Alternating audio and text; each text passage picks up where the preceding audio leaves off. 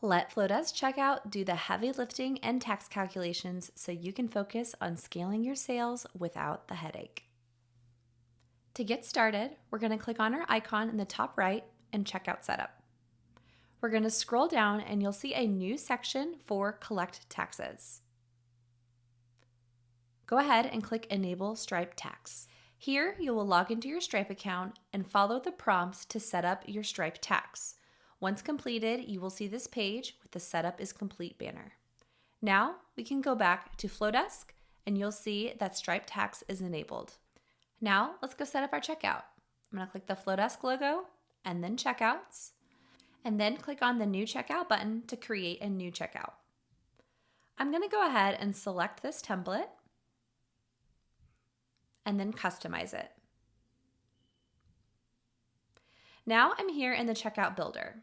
To access sales tax settings, I'm going to click on the Checkout tab. And here in the right panel, scroll down, there will be a new toggle for sales tax. New checkouts will have this activated by default. If you can't see this right-hand panel, go ahead and click on the background of your checkout to open it.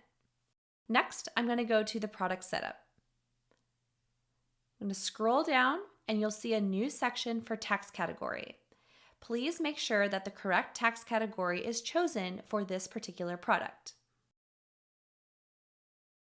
Next, if you have an upsell, click on the Upsell tab and ensure that your tax category is also updated for the upsell.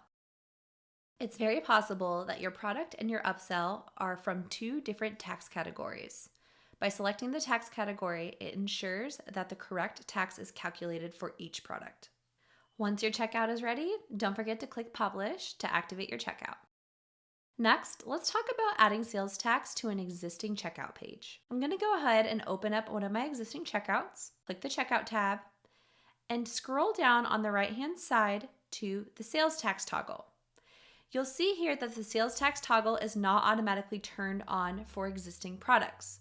If you want to charge sales tax, please make sure to toggle this on for your existing products. Next, I need to go to my product setup.